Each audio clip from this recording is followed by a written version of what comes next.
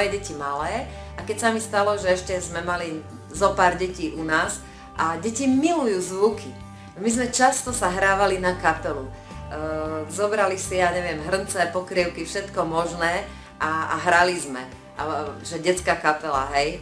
A oni to milovali a bol z toho veľký hluk, ale boli to krásne výtvory, krásne diela. Užili sme si to. Keď chcete vytvoriť výtvor s názvom kapela, zoberte akýkoľvek predmet, ktorý dokáže vytvárať zvuk. Nemusí to byť práve nejaký bubon alebo nejaké, ja neviem, klávesy alebo čokoľvek. Posadajte si okolo vo vyvačke a vytvorte si kapelu a zaspievajte si niečo. Budete mať fajný zážitok.